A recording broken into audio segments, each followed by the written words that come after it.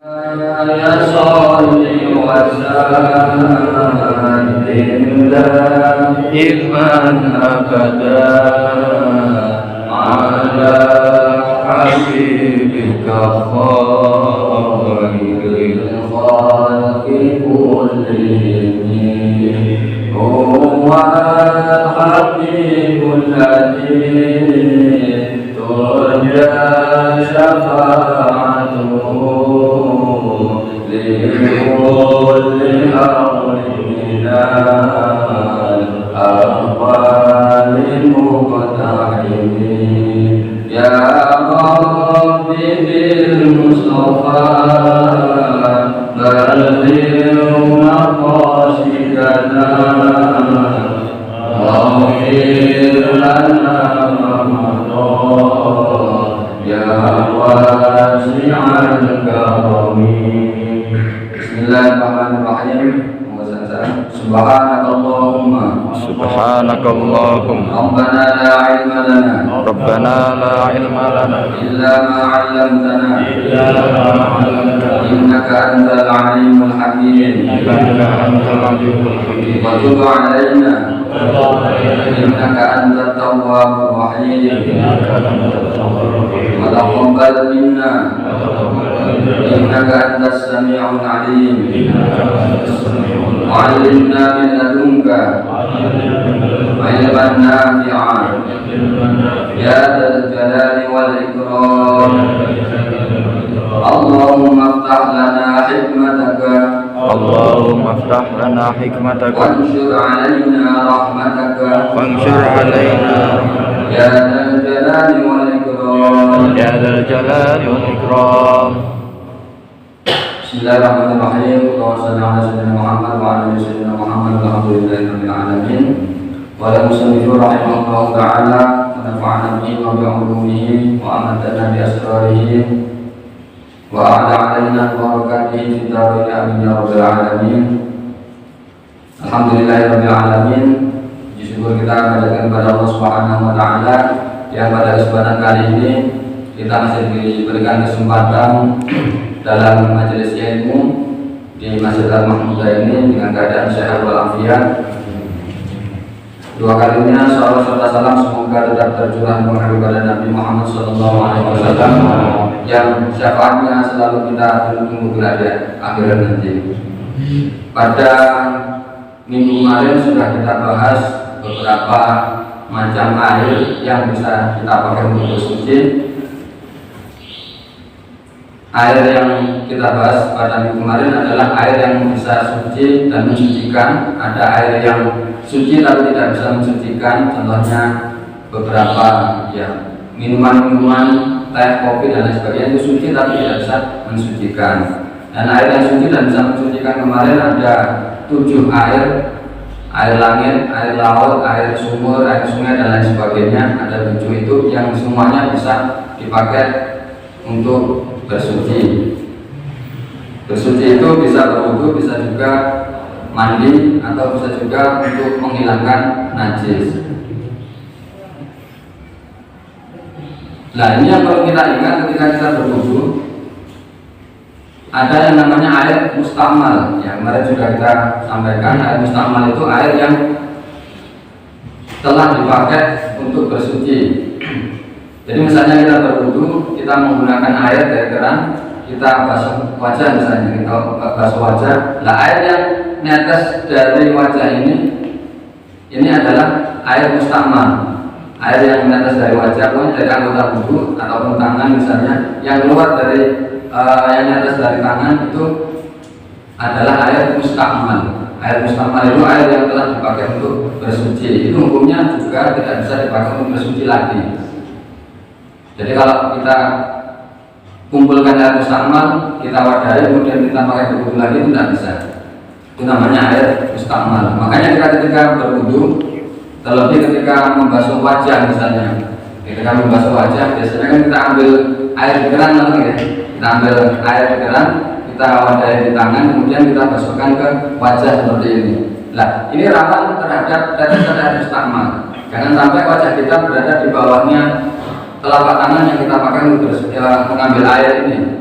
Nah, ketika kita mengambil air yang kedua, kok ada dari wajah ini atas ke cakupan tangan kita, air yang ada di tangan kita, kemudian kita pakai lagi. Nah, ini kecampuran mustakmal, maka ini tidak suci lagi. Makanya ketika kita membasuh wajah, ketika mengadakan air keran itu wajahnya agak dipiringkan ke kanan atau ke kiri atau di depannya gini, agar tetesan dari wajah ini tidak masuk ke cakupan tangan kita lagi.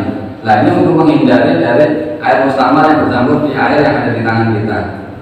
Nah, ini satu bentuk kehati-hatian kita agar air yang kita pakai bersuci tidak mustakmal. Nah, itu ya. Nah, ini yang sering terlewati.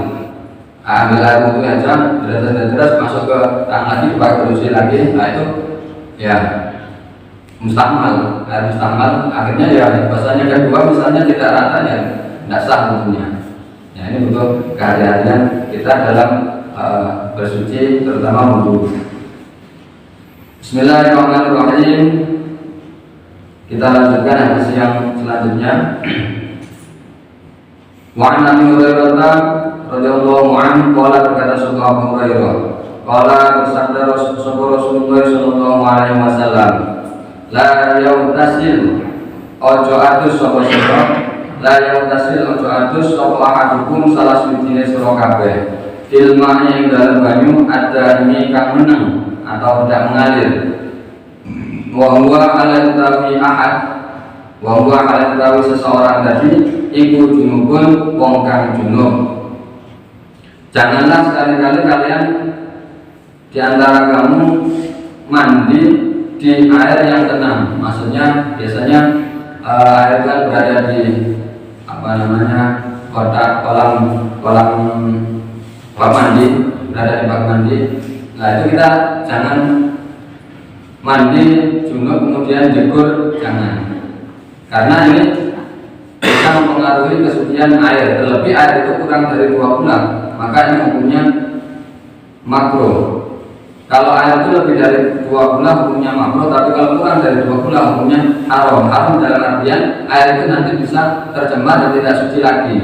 Ketika kita gunakan untuk bersuci tidak bisa lagi. Tapi air itu masih tetap suci tapi tidak mensucikan.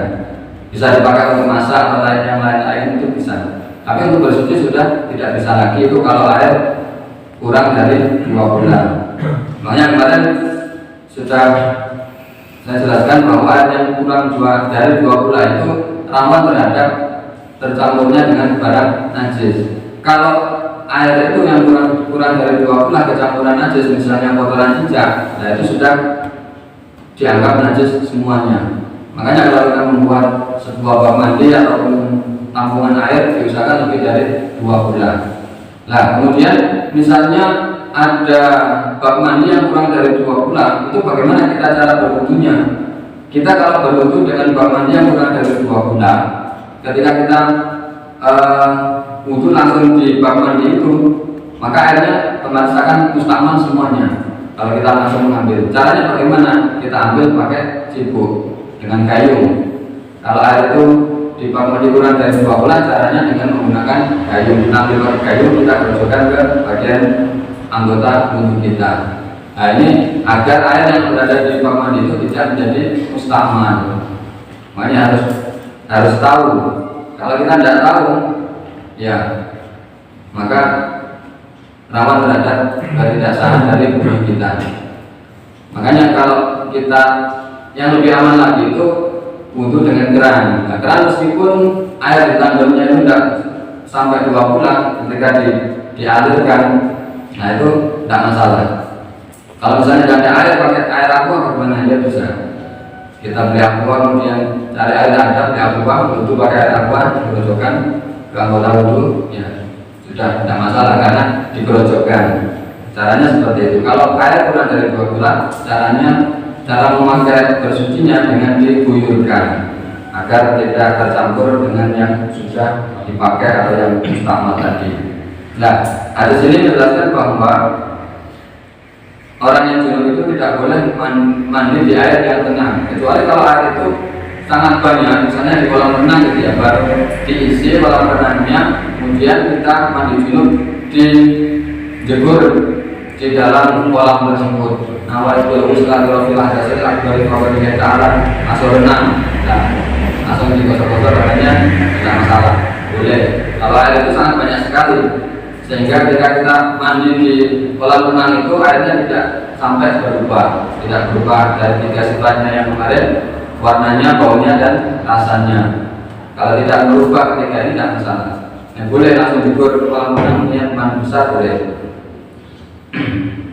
Akhraja telah mengeluarkan oleh hadis sebuah muslimun imam Muslim.